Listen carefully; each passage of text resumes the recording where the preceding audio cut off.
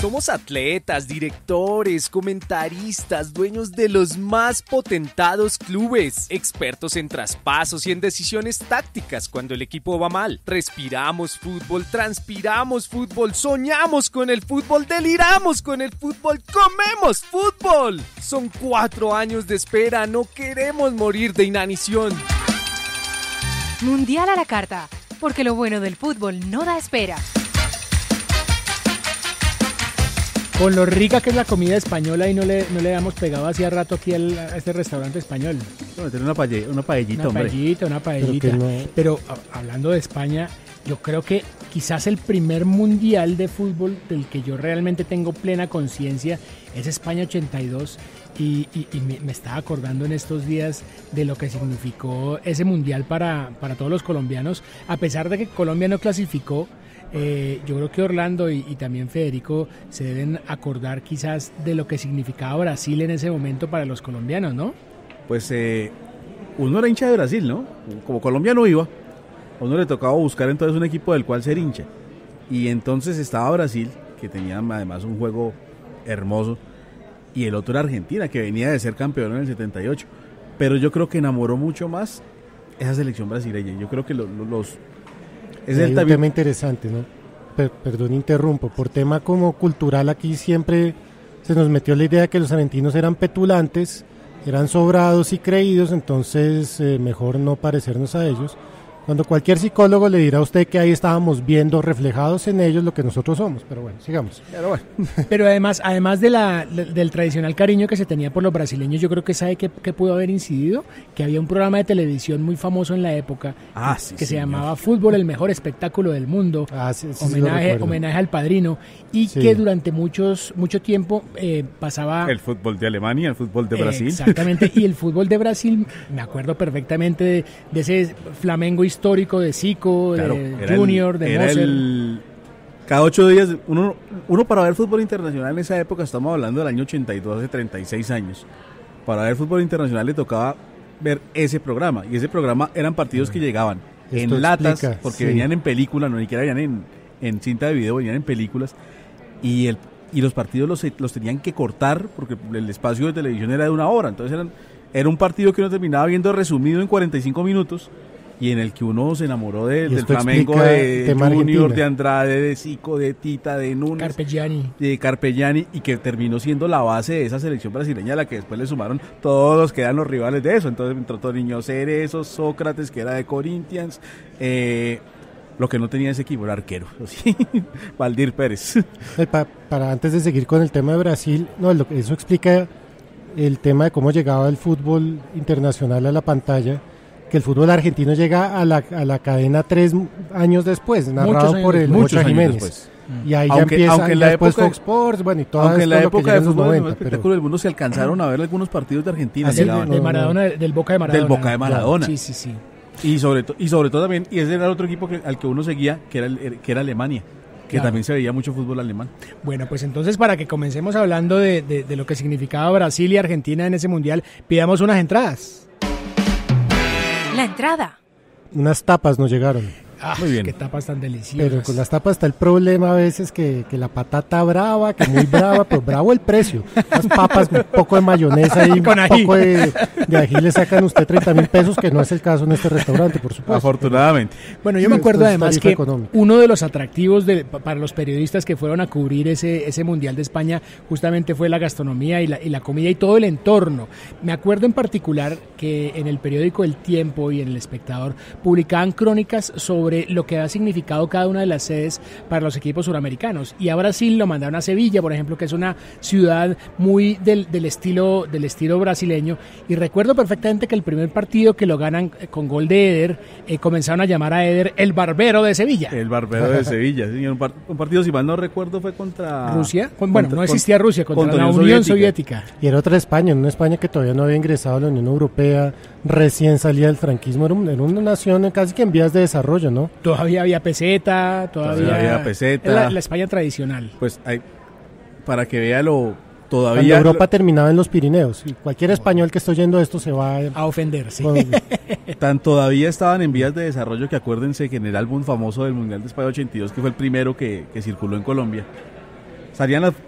fue el primero que salieron las fotos de los estadios, porque hasta en los anteriores, pues cuando llegaron a Colombia nos dimos cuenta que eran dibujos. Ese fue el primer álbum que salió con las fotos de los estadios, y había un estadio, creo que era el de Vigo, que tenía el campo sin pasto. No era por renovación de gramilla. No era por renovación de gramilla. En el centro, haga de cuenta, cualquier cancha de barrio. El Eduardo Santos de Santa Marta. Lo que queda del Eduardo Santos de Santa Marta. Bueno, pues yo creo que ese equipo brasileño, los colombianos lo seguimos por muchos años. Tuvo una campaña maravillosa en la primera ronda, en la que vence a la Unión Soviética sobre la hora, en la que vence después a Nueva Zelanda y en la que finalmente... a Escocia también le gana. Exactamente. Y después viene, además es un mundial rarísimo por el sistema de campeonato, ¿no? Porque hubo una especie de cuartos de final que eran triangulares. Y preciso Brasil le tocó un triangular con Argentina, que venía de ser campeón en el 78 y que no había tenido una primera ronda muy brillante, incluso perdió el primer partido. ¿Recuerdan? El partido inaugural lo pierde Argentina. Con gol de Erwin Vandenberg. Con gol de Erwin Vandenberg contra Bélgica, un partido que se juega en el Camp Nou, que no era el Camp Nou de hoy, un Camp Nou con un piso menos. El de la famosa foto de Maradona, que aparecen varios belgas haciéndole como si estuviera gambeteando a varios belgas. Esa foto que tiene además su polémica, que parece que no fue realmente una jugada magistral, pero no lo tengo claro. Correcto. Y después Argentina termina clasificando, y además yo creo que ese partido frente a Argentina, yo creo que fue el sumum del equipo brasileño. El gol que hace Junior. Maravilloso. Sí. Una jugada que salieron tocando desde atrás. 47.900 toques. Y el que termina rematando, Junior era un lateral, pero un lateral que perfectamente puede jugar de 10 o de delantero, y él es el que termina rematando la jugada y marcando el gol de la victoria. Y ese partido también marca la expulsión de Maradona. Bueno, pero yo creo que el partido que todos recordamos de España 82, o uno de los partidos, es ese Brasil-Italia. Ese creo que es nuestro plato fuerte. Plato fuerte. Por muchos años yo siempre creí que el gol, pues no de Colombia, que más se había gritado en mi barrio, había sido el gol del empate de Paulo Roberto Falcao, en esa semifinal entre Brasil. Qué coincidencia, gol de Falcao.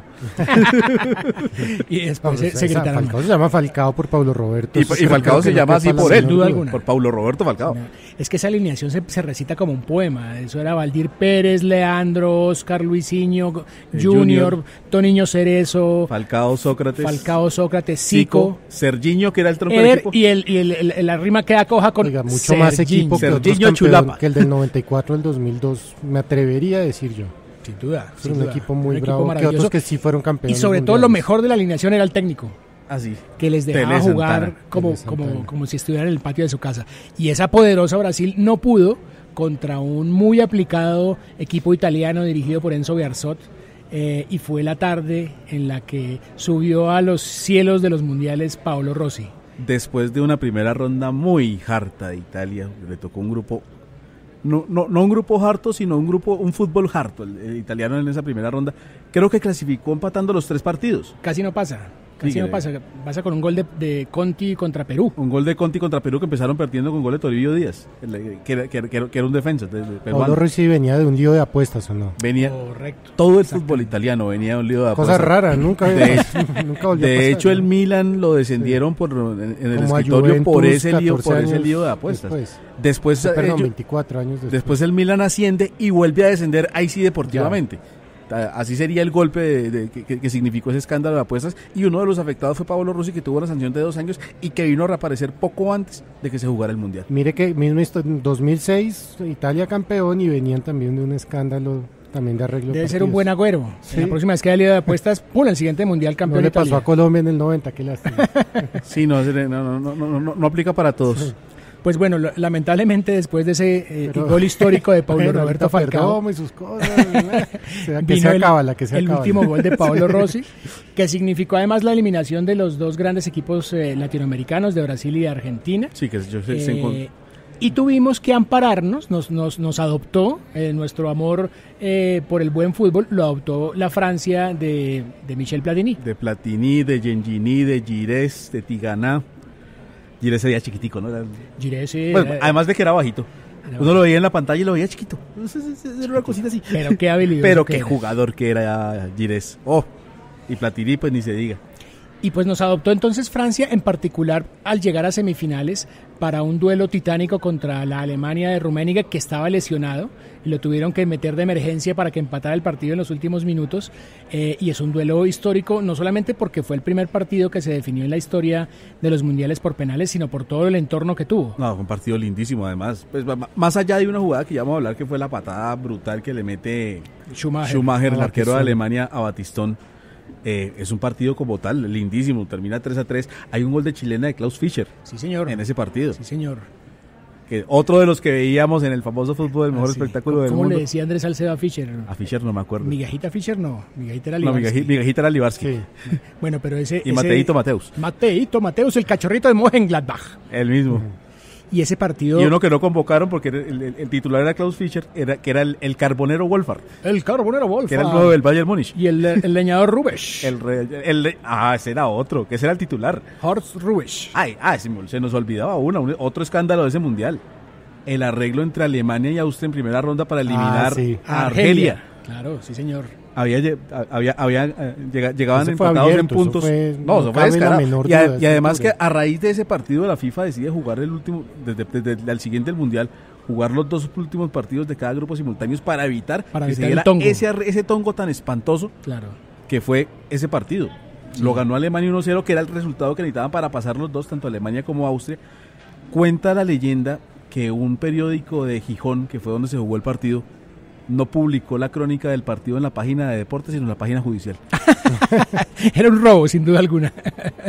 Pues ahí hemos recorrido también brevemente la primera ronda y las semifinales. Por el otro lado también venía Polonia, que era un equipo relativamente opaco, pero que después se desata Boniek.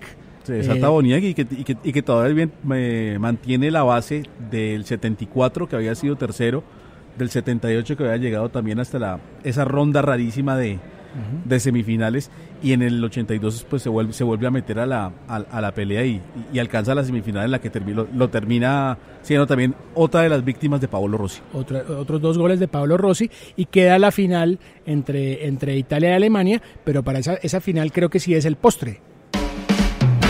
¿Y de postre? Esa es de las finales más bonitas en la historia de los mundiales, pero en particular yo me quedo con un detalle, y es la celebración de Marco Tardelli del segundo gol de Italia. Ese es el jugador que uno quisiera tener en su equipo, que grita el gol como si hubiera marcado un gol en la final de la Copa del Mundo. Sí, básicamente. La forma como corre, como grita, como gesticula, es una cosa sensacional. No pide perdón, ¿no? No pide perdón. Modas de ahora. Que sí. No jugó Tardelli no jugó en Alemania. Ni tenía novia alemana. En fin. Pero fue un partido, fue el primer penal que cerró en una final de un mundial, perdón, que lo había votado Cabrini. Y después pues viene la reacción de los italianos, que pasan derecho, se ponen 3-0 y al final termina descontando Alemania con gol de Paul Breitner. Sí, con gol de Breitner, que fue también su despedida de los mundiales. Que fue la despedida de él de los mundiales después de haber sido campeón en el 74 y haber marcado también uno de los goles más bonitos en la historia de los mundiales. En ese mundial del 74, un remate de 40 metros contra Chile. Claro. De las imágenes que se le quedan a uno en la memoria es, pues evidentemente, la celebración de Marco Tardelli, pero después también Bearzot celebrando en el palco al lado de los reyes de España. Ese era el presidente italiano, pero Bearzot en la Sandro cancha. Bertini. Sandro el presidente Bertini. de Italia celebrando como cualquier hincha como del cualquier palco, hincha al lado del rey Juan Carlos. Y Bearzot en la cancha, sacado en hombros por sus jugadores, que sabían que el técnico había tenido mucho que ver en ese triunfo, porque realmente hubo mucha táctica en ese equipo, y era un equipo sincronizado a la perfección. En Colombia nos quedamos, como comentábamos ahorita extra micrófono, con el marcador del Bernabéu invitando a Colombia 86. Ahí hay que decir una cosa, al parecer, dicen los que saben, ya para esa altura estaba cocinada pues la quitada de la sede. Decisión, sí. Y detrás de todo eso, además de los manejos internos, la pelea del grupo Gran Colombiano con Belisario, Turbay, bueno, con todo el tema político, hay que decir algo, que es que este mundial es como el último mundial de los, ¿cómo llamarlo?, en estado puro o ajeno a los intereses comerciales. Ya con México 86 empieza ISL, que es esta empresa polémica que monta Avalanche con su gente, que empiezan a negociar derechos de transmisión y entran ahí grandes, pues las ciertas corporaciones. Todo eso arranca en 1986, que una de los motivos que se han dicho, digamos, para que no por los cuales no hubo mundial en Colombia, es que se dan cuenta que el mercado en Colombia no daba para las aspiraciones que tenían estos nuevos dueños del fútbol. Y además ya este mundial había sido como el primer paso de esa transición del mundial más folclórico, turístico, no sé cómo llamarlo, artesanal, al mundial económico, que fue el primer mundial ese de España 82 que se jugó con 24 equipos. Exacto, pasamos de 16 de Argentina 78 a 24 y comenzó la expansión. Y ya después llegaríamos a 32 y ahora este señor quiere hacerlo de 48. Sí, próximamente ya era decir. Esperpento, y hay que decirlo. De una vez, sí estoy de acuerdo, eso no tiene presentación. Sí. Pues el mundial de España 82 nos dejó, yo creo que marcó a toda una generación, fue además transmitido en televisión a color. Fue el primero que transmitió a color en Colombia completo. Gran detalle. En el 78 estaban las señales de prueba en esa época. En 0.5K, pero... sí, más o menos. Tocaba adivinar. Y les voy a contar una infidencia. Yo tenía 9 años. Ahí mi papá me había regalado un calendario del Mundial del 82. Un calendario de pliego. Lo tenía pegado en mi cuarto. Cuando yo apunté el marcador del Italia-Brasil, creo que fue la primera vez que lloré por el fútbol. Sí, ese partido fue doloroso y quedó una cicatriz. Pero bueno, ya para despedirnos, yo creo que el Mundial de España 82 de todos modos marca también una antesala de lo que fue México 86, seguramente ya el apogeo de la comercialización, pero también un Mundial histórico, se repetía sede por primera vez. Por segunda vez. Por primera vez, porque Italia fue después, claro. Sí. Italia fue después, pero además marcó la cumbre de un jugador histórico que había fracasado realmente. Que no brilló en España, pese a que ya había expectativa. Ya y que no lo llevaban a Argentina en 78. Exactamente, entonces les propongo que dentro de 8 días nos encontremos a comer taquitos y comida mexicana. Eso mejor. Exactamente, y hablamos de México 86. Perfecto. ¿Meten? Meto. Bueno, nos vemos dentro de 8 días. Terminemos la paellita que está buena. Uy, sí, está buenísima.